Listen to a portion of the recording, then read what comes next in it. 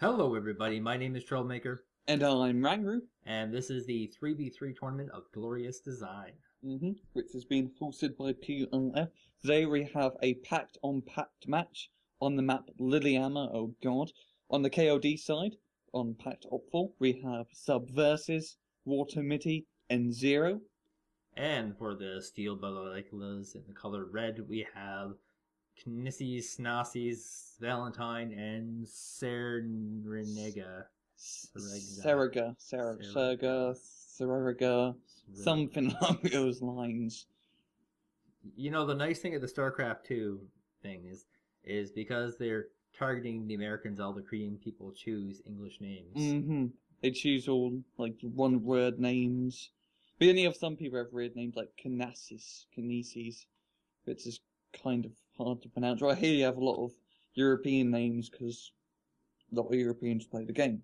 I'm sure in his country he's like, what kind of name is Troublemaker? Who would want to be a troublemaker? And people will be like, what the hell is a Rangru? Is that a kangaroo? Is he from Australia? His name makes no sense. No, seriously, for like the first couple of months, I kept telling my girlfriend, like, yeah, his name's Rangru. And she's like, he's from Australia! And it's like, no, he's from England. I remember a lot when I used to play on like Xbox Live. People just call me kangaroo, like all the little kiddies, because they'd think that's easier and sounds a lot more funny. And they keep thinking, yeah, I get the Australian thing a lot. It's quite enjoyable. But yeah, back to the match. A lot of helicopters on both sides. Yeah, looking up close. It's pack versus pack, so I mean, it's gonna be a lot of the same stuff. The red have a slight advantage because they have managed to use a little bit of forest at the very front to hover a few extra helicopters. Yep. But... And still, Balalaikas wanting to use the Mi-24 transport, while KOD are using the cheaper Mi-2s and Mi-8 for their infantry transportation needs. So yeah, those Mi-24s are going to have a field day once they get in range of those Mi-2s, because they can't do much. If they do, that is. I mean, they're... It's a very, very, very linear map. It splits very easily down the middle. Yep, because you have the two jellyfish sides, Bravo and Goth, to really...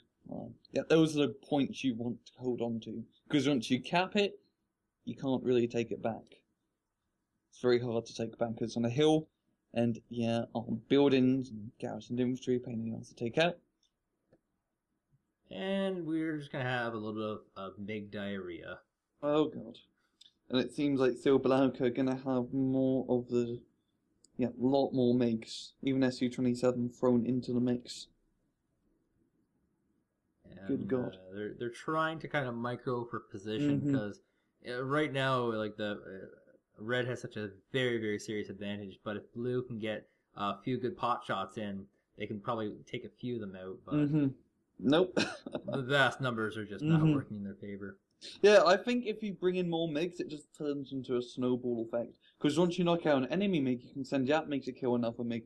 And you see, red hardly took any losses, while blue took quite a lot because they had a lot more MiGs. They will, looks like, get the bomb off. Will it hit the helicopters? When they land, they can do some damage there. And yes. Napalm, right, yeah, burning them a little bit. Yeah, it does seem like Valentine up north of his Mi-24 force is going to capture that quite easily. And, yeah, a little bit evenish so far. I mean, since red had such a very, very big MiG count, that means that they have less of ground forces available to them. So, I mean, how they capitalize on this is probably going to relate to how they abuse air. Yeah. If they do it at all. Indeed. But they've grabbed that northern base, which is good. They are making some progress in the southern base, so in the least they might be able to neutralize that bottom base, make sure the enemy can't get it. But it's a whole new world. Most of the 2-point bases, well, except for one on each side, have been taken, and really, it might just come down to who rallies out another command. Yeah, could be it indeed. Does seem like Serega is going to hold on to the middle a little bit. He has put in igloos all around, which is a pretty cool place to put them up front. They can hide in little hedge lines, yeah, and shoot any planes at close range. I do like an igloo position quite a lot, actually. And a super effective bomb going off there. Wiped out 3 vehicles and almost destroyed another vehicle with a AT position in it. And looks like actually our steel Balalaikas might be able to take both the north and the south. I'd just like to note on the right of Foxtrot, if you're Speed TR chasing an OSA AKM in like a Benny Hill chase. Oh, he was chasing, he kind of turned off. Oh, I missed it. Yeah, it would have been just hilarious if you managed to kill it OSA. It's only on 2 HP left, but the MiG-23 comes in and spoils our fun. Well, we can't have too much fun. This is war game. This is war game. Super serious. Very tournament. serious bases. Lots of money on the line. Hypothetical dollars, I hear. It's all about the bragging rights. And yeah, no commands coming out yet. Like it gets kind of iffy. Well, actually, correct myself. One command out, gonna try and grab that India location, and it's all about comfort level. Like if you feel comfortable that you can hold the front line, then you can invest like 100 points into a command. But if you're gonna lose it all to that 100 point base, might be worth the delay. Seems like Valentine managing to gain control of the northern base quite well. He's just trying to move up a little bit, but that's probably what sparked them to grab that India base. Like once you secure that front line, there's not too much they can do to that India base other than a spec ops team. Yeah, around the mountain up top, through Volcano Mountain. And that should set off any second now for KOD to get a command too. And just done it right away. So not too much bleeding will happen so far. Yeah. MiG-23's coming in, try to take out the Igloos in the middle. Yep, doing a pretty decent job. Yeah, this is probably going to be another slow match, I will admit, because it is slowly ammo. Yeah, and they got a lot of cheap units, which seems to be just kind of like the standard pack style these days. And but on the plus side, there is some kind of traction happening in terms of tactics. There's a small move up in the middle, just using a small amount of units to clear out all the AA and the infantry in the middle. And they should be getting closer to being able to grab that Delta base. Just inching their way slowly but surely. And I imagine both teams have a ridiculous amount of infantry in their decks. There's just been constant streams of reinforcements. There's probably about 100 infantry coming on the southern flank, and there's about another 40 or 50, maybe even 60 going to the northern flank, just constantly. Got to refill those numbers. It's constant infantry spam indeed. Seems like KOD managed to get a little bit of a foothold into the town in Bravo. March directly, fighting the enemy, march directly.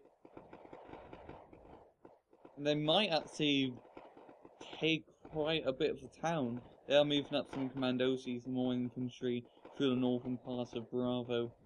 There is a modal Shelky moving up to a better position, which should end a nice chunk of that. Now, when you have a U-roll like this moving up, every single good player will just right-click on it because they die really fast. Yep. And you kill everyone in it. Zero, so only have like 3 HP, which is hardly anything for a vehicle. But it looks like this one's actually going to get through, which is actually kind of a scary mistake here by Steel Balalaikas. And you're going to get into a flanking position. Can he unload him for the Saparis fight? Yes, he can. SC7 coming in from KOD, going to be dropping in the fire quite a bit, good god. That was kind of just a Pyrrhic victory. Like, it didn't just hit them, it hit everyone. Every single unit. Everyone's going to be feeling the burn. Oh, God, you were too funny. I know, so funny. You're a real Jerry Seinfeld, you know that? I knew that, That's why I crack out all these fire-based jokes every single time.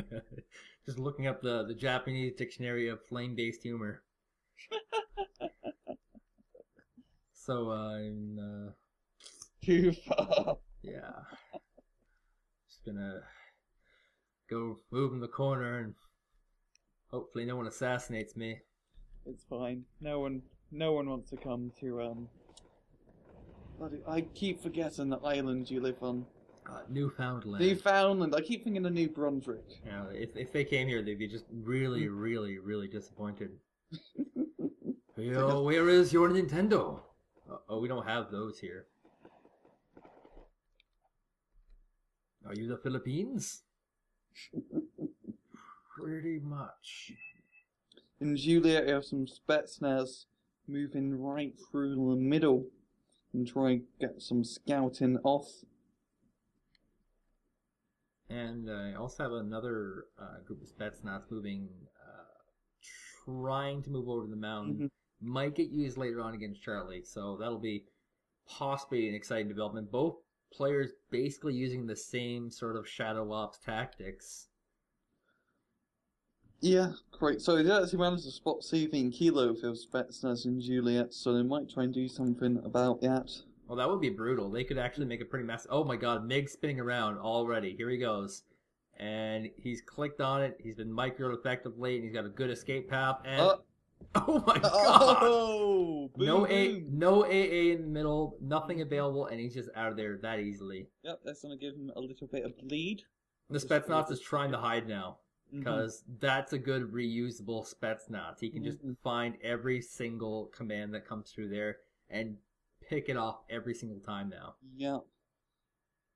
That's a great position because he's right in the heart of all the packed bases, and you can see all the reinforcements yet are being brought out. Yeah, looking at this view, you can see an awful lot all around it. It's a great recon position. It's also very sneaky because no one ever goes there.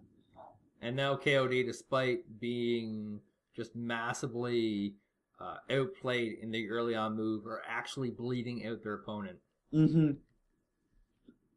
But only for a short time, because they're probably going to bring up another CV into Kilo and try to neutralize the bleeding with a good old bandage CV. They have to know something here is spotting. It's just a matter of, like, when will they find it? I'm hoping that Subversive has the guns turned off on this Spetsnaz, and looks like he does. Because that's just an easy tell. He's not here to kill anything. He's here to spot. So we're actually moving the Spetsnaz once again into another wood line. He's trying to get a little bit closer into Lima. I think what he's trying to go for is the reinforcement path from Lima to Kilo, just so he can kind of spot any kind of AA to pick off or any commands that come in. Just a good pick off so far. And they'll get pretty damn close. Yeah, that's just keeping on moving. They might actually encounter you as BTRs, Ritual. No, they don't even. Oh, the BTRs don't even see the Spetsnaz. That's so sneaky here. Good God. Yeah, they got that really exceptional stealth. Apparently, didn't realize that until this point. Like literally, this is one of the situations where you look across the block and he's just waving his hand and you can't see him. You know, like that's. It's little hoodies that keep them all stealthed up. Goes to show like why these guys are so freaking popular. And the other Spetsnaz is getting pretty close to Charlie, which, you know, both guys kind of doing the same tactic, and you know, I think though that if Red tries to do this to Blue, the same tactic, I don't think it'll work because they have so much anti-air in the region. The double Osas.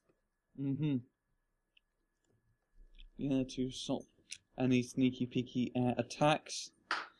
Subversive keeping on moving his CV. I mean his recon in Kilos in a spot. The BRDM heading there. Yeah, MI2 could actually spot it. That Spetsnaz spot if they try to get to the edge of the ridge. And pretty much nobody sees anyone yet. Oh, he doesn't even. They do see each other now, so the command is actually moving out of Kilo in total fear. Yeah. So that's pretty brutal. A second command's been brought in as well, so we might see a little bit of a bait potentially. Maybe I think that second BRDM's probably going to try to hit Juliet up, try to capture that area. Oh yes, of course, because there's actually open points on this map that nobody has hit. Their KOD getting a +3 at the moment now, which is always quite good. Yeah, they could actually potentially overwhelm soon. Another couple of good hits like that. Unfortunately, in Conquest, if you get position and you don't put a command on it, the position doesn't matter, and that's kind of the lesson that skilled Balalaikas are learning right now. They've had almost 4 whole bases extra, and they have not put any commands on them.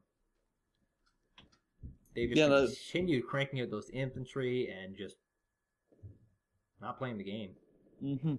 Yeah, still Balalaikas did manage to capture Goth and Bravo completely now, so if they can just buy CVs and or capture both points, they will be bleeding the enemy by +1, which is always good to see.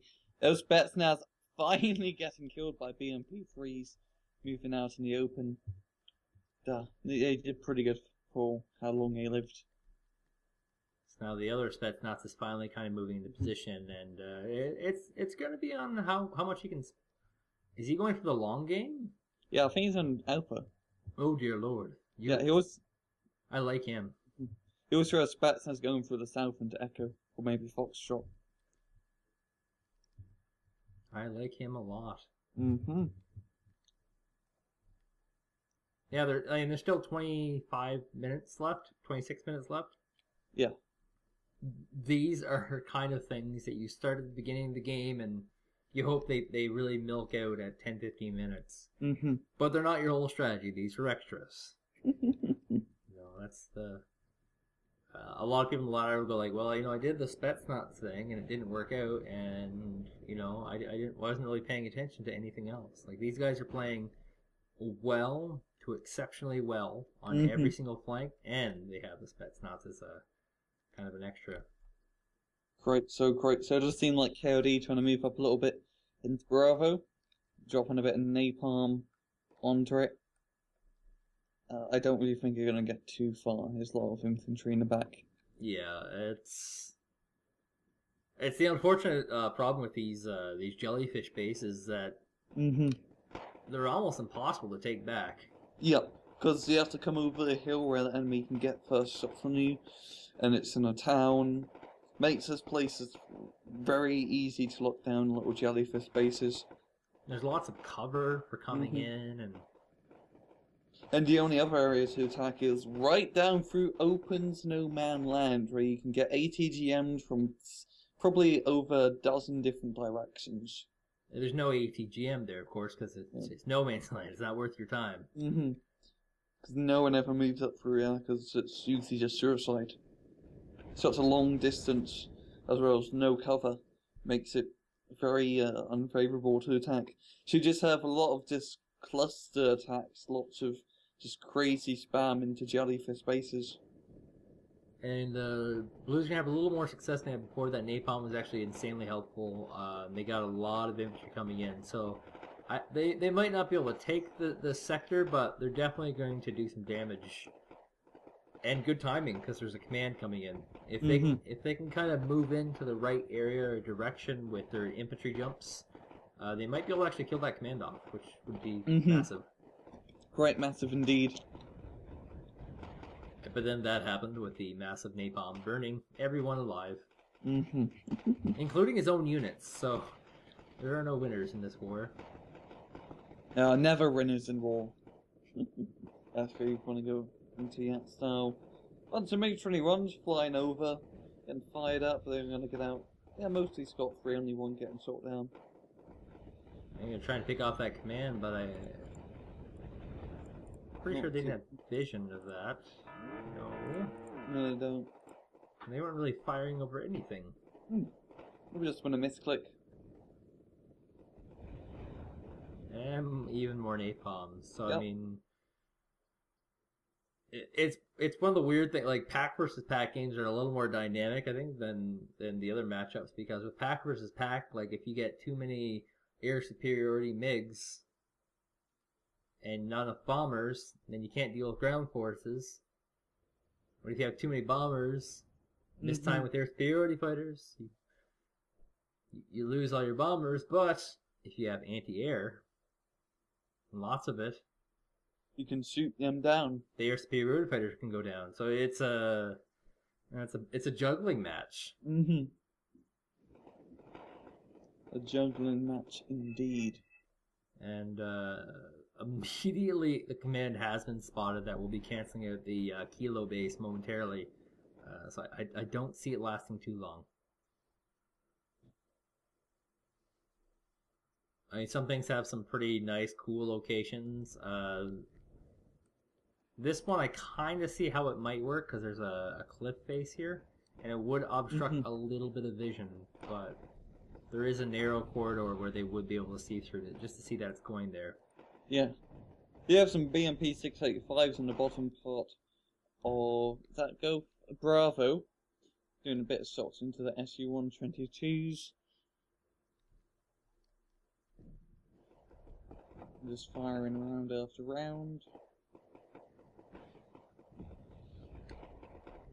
Ulcer's in a perfect position to try to shoot down the MiGs.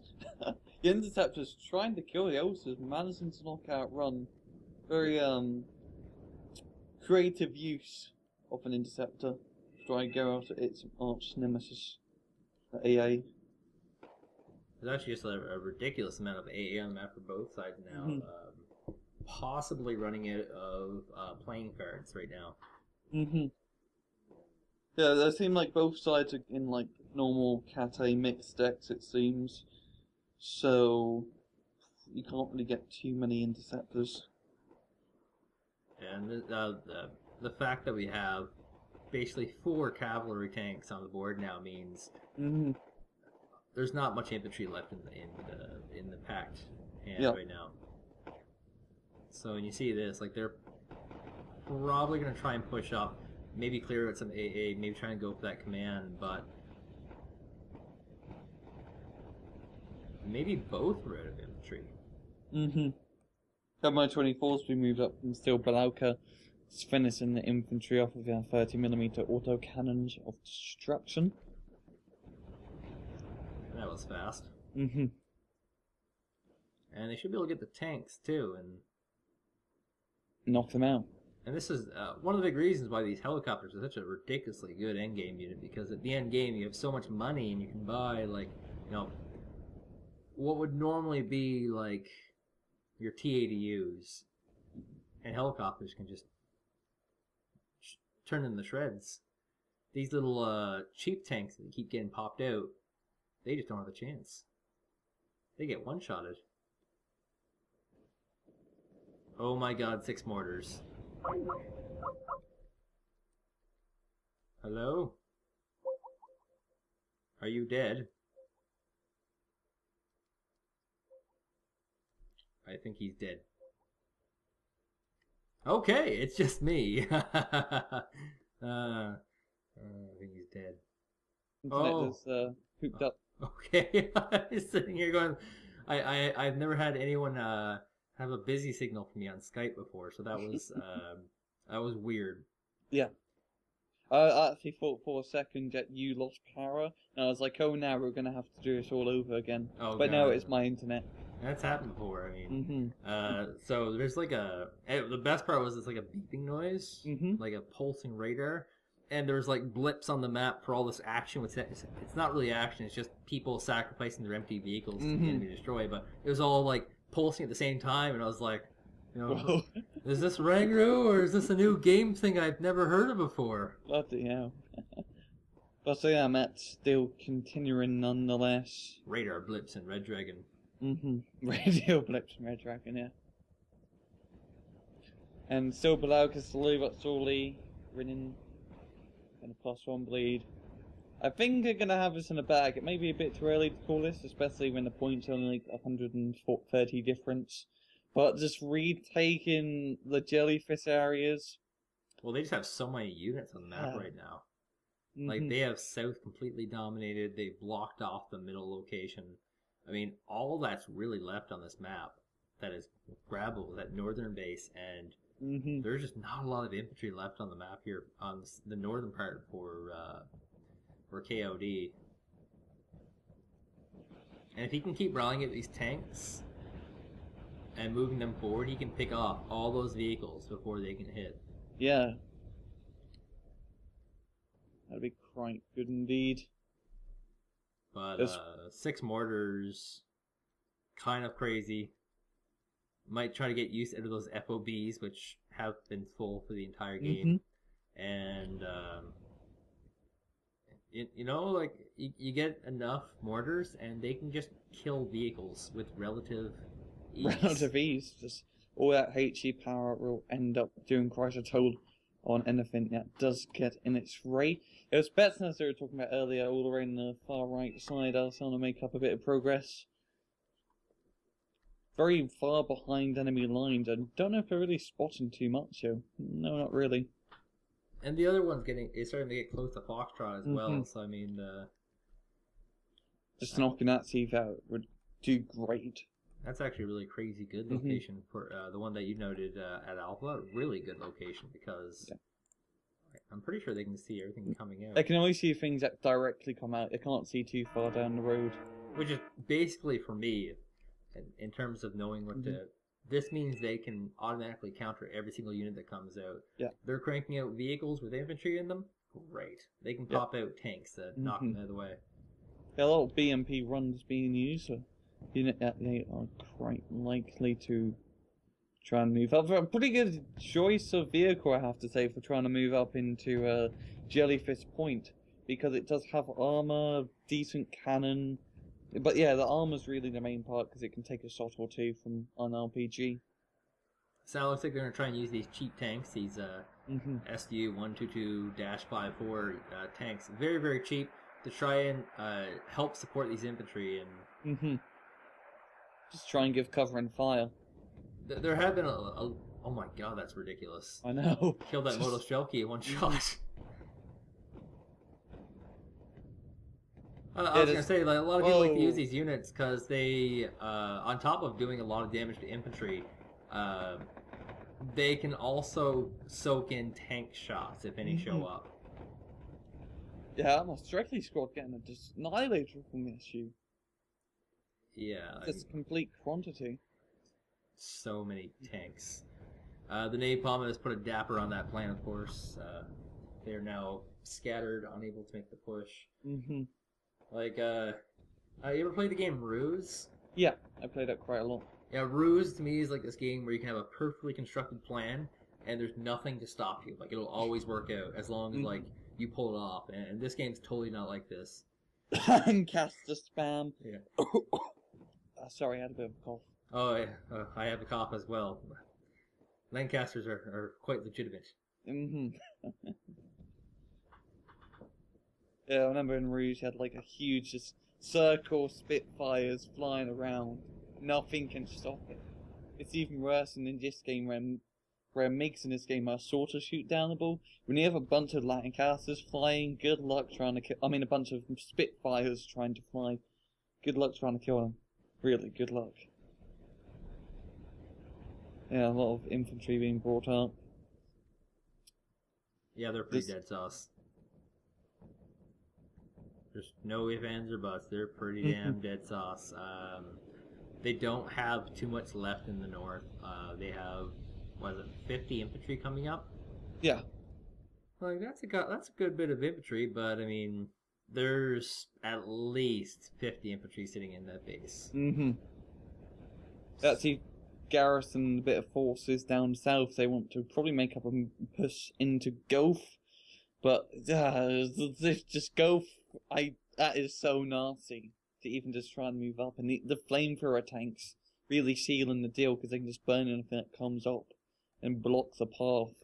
Now, on the plus side, this is a multi-flank attack. They have 120 infantry in the south, 30 infantry in the north, and these descent tanks trying to move in. On the downside, they're already screwing it up and losing units. So, I mean, there's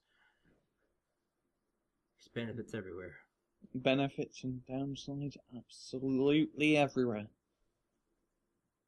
I think this is the first T80B of the tournament that has been rallied out. Not a popular choice these days. Yeah, it's not really a... It's not a bad tank, but there's a lot more better options for roughly the same price. Yeah. It has a decent ATGM and okay cannon and okay armor for its price. It's really just an okay tank. And this could be the knife wound that will completely devastate KOD right now. If this attack fails, because this is a big investment. And now moving up, those flamethrower tanks like in ODC. Yeah, and they're spinning up. And spinning up the flamethrower, even though you don't really spin up a flamethrower, but whatever. Yep, yeah, it's a flames. Perfect location, good timing. Got a second round on the bottom flank to cover any awesome possible other rivals, and every single unit died in just a matter of 10 seconds. Well, except these descents, I guess. Yeah, but they're not going to do anything. You need those infantry, and lessons have been learned. Yep. Don't charge into flamethrower tanks when they hold a hill. I mean, realistically, if they even wanted to have a chance, they'd pull back right away, because they're just throwing. Like, he's just throwing away units. Who is this? Yeah. Walter Mitty. Your secret life is over. This is not what you want to do. Yeah, that's a little bit of progress on the northern side. More strictly being moved in. We do have some MiG-20 runs to try and stop any bombers as well. MiG-23 coming in. Do nothing as it just gets shot down. Yeah, I think it's all about the numbers right now, and Red has them. There's a few more infantry coming in, but that's on the front line. That's 60 modal shuttle keys against not so many. And those helicopters in the back are just absolutely devastating the vehicles and the tanks and anything that tries to come up to try and help support this. So this could be in the bag. There's only 10 minutes left and a lot of points to catch up to, so I think... Yeah, there's no command though on... I never noticed this before. It was actually neutralized. They lost their command there. Yep. Interesting. Are they trying to move another one? Is that happening? Yes, they are. But that's a long route. Distance. Oh my god, this map is so bad. Dear Eugen Systems and Focus Home Interactive, make this map good. I know, it's just such a slow just win. Because having jellyfish points wins you the match automatically, because the complete middle side of the map may as well not exist. If they were to just like make Delta and Juliet a little bit smaller, but yeah, and have like a middle point right by the crossroad, and put some forests all around, it would be an awful lot better, yes, map. It'd be quite a fun map, Jan. Yeah, well, I'm isolating where I think you're talking about. There's a 4-point crossroad in the middle, Put like... hedgerows. Yeah, put like hedgerows and like forests around, and make Juliet and Delta a little bit smaller, so you can put another capture point right here. Because then you have exactly 3 paths for each player to go down. Run through Golf, run through Middle, and run through Bravo. And then you evenly divide the map. Of course, they'll never do that. Of course. You know. That's right, for Red Dragon. Red Dragon, yes. Modified Red Dragon map in DLC 3. Yep. But, 8 minutes left. Points ticking for Silbalka. How they kill the command with napalm? Not napalm, artillery. Known as firing, doing a bit of damage. It was known as your kill jet. And they're once again sacrificing their empty vehicles. This is actually something that almost always comes up on the forums. Like, the empty vehicles spam? Empty vehicles and empty... the old one was the empty supply trucks. Oh, yeah. Because basically, and this is something from European Escalation, you give them your supply trucks, then you kill the supply truck, and the supply truck gives you like 20, 30 points and totally mattered in destruction. And now with all these empty vehicles being so prominent, everyone's just making you waste rockets. Yeah, and trying to waste ammunition. But I mean, most good players turn off their rockets. They don't have them firing nonstop. Only use them to try and destroy the heavily armored target they see. Now, still Valka only have 200 points left to win. It's probably going to be a timed victory. Yeah. Yeah. Maybe we'll grab the +2. Yeah, that'll still be timed. I had to do it real fast in my head. It would still take at least 15 minutes to win this by points, and that's just not happening. So we're going to see a lot of desperate moves. I mean, there's pretty much at this point absolutely no way in hell KOD can win this. Yeah, sorry to say, but no, they can't. Unless they just snipe hawk every single CV right now. No, right now. They had some pretty cool plays in this match. Like that snipe on Kilo was awesome. Yeah, it was. That's like highlight of the week for me. But man, their position play was just really bad. I'd have to agree with you on that.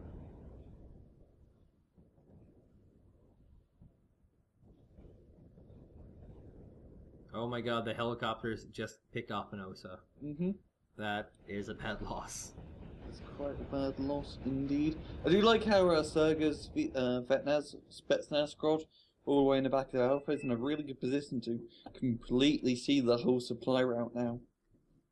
And this other headline. The other Spetsnaz is actually trying to move in go in for the final cash-in. Try and snipe the Foxtrot CV. Well, this is such a riskless play. Like, pretty much everyone will be doing this. Because if there's nothing here, you can just kind of glide around, look through every single hedgerow, see if there's a command, and pop it off with a few sniper shots on RPG. Pretty much nobody ever in the entire world ever does a command tank at that base. Everyone always uses a one hittable base. Well, there's another command coming in to cancel at the Bravo base, so, I mean... Slower victory, yay? Yeah, well, and I can just imagine it could actually get taken out pretty easily. There's more and more red tanks moving up to the front line. Yep, quite a few being brought up. Well, PT-76s. Probably the most favourite tank everyone's using in the tournament. Those PTs. Such a cheap tank. Command's already been spotted and already been killed. Wow. Wow, that was... It's gotta be a record. There's a second one, though, so... Oh, God. That's right on the tip of the point. Right on the tip. What surprised me most about this pack play is that they've used these Moto Shelkies in the north, in the mountains, almost entirely for protecting their AA that's in the woods. They haven't been trying to be aggressive with them. They just want to hold that position. Until this moment. One Moto Shelkie is descending from the mountain to try and wipe out this command. The Fire Claw Mountain. And try and get snipe off on the UAC. Could be a volcano, whatever. Could be a volcano, you're right. I wish someone napalmed it again so we could make the same joke. We're just really, really uncreative people. What about razor blades and airplanes? Yeah, +3 at the moment for still Balalaikas. Oh, yeah. I must be... Oh, no, +1. Oh, I just moved to CV and Charlie a little bit. Okay, I was like, I must be really behind because I'm still +1. Yeah, I guess that napalm, that just happened. The smallest patch of napalm I've ever seen. Did a plane crash there? I don't know. Yeah, that's a really, really small patch of napalm. And the other big move, the Moto Shelkies are descending from the woods, but it looks like these Commandosies are actually going to completely wipe them out. So no freebie pick-off for them. None indeed. 3 minutes left and this will be over. Please kill me. Speaking of kill me, we have a whole giant flock of bombers coming in to kill one unit. This is the biggest overinvestment I've ever seen in my life. 1 mortars. 2 2. 3 get off. They don't even kill it. Wow. They missed. And here comes a helicopter. Why not? Just what who makes these?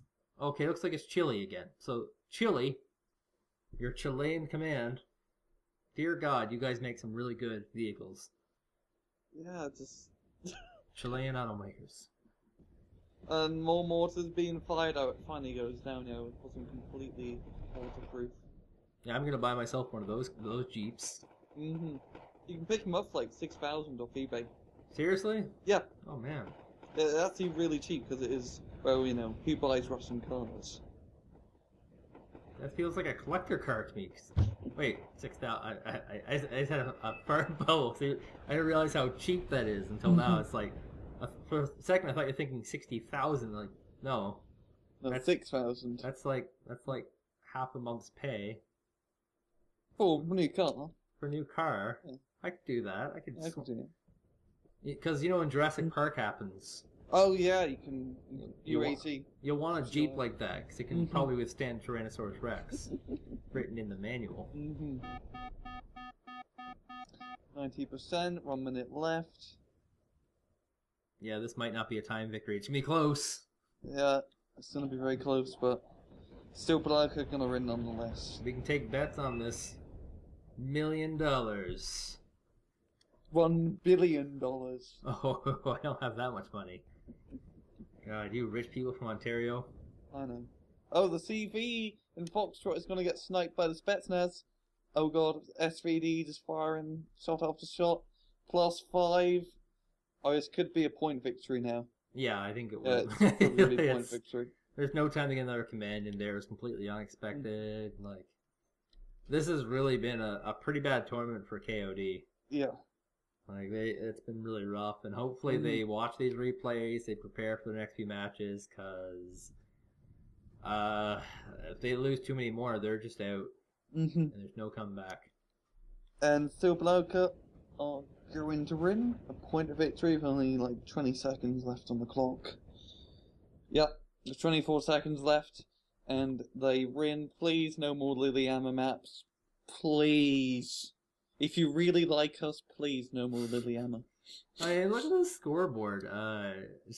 11,000 kills versus 6,000. Yeah. I mean, 6,000, that's the price of that command, which you can buy on eBay. Which I will be doing after this. Like, that's a really bad number. I know, that's what Jellyfish Point does. You can just hold on to it so effectively. Like, Serega getting 5,000 points in kills. He did, like, damn. He was probably in control of that flank. And, yeah. I'm Rangru. I'm Troublemaker. Take it easy.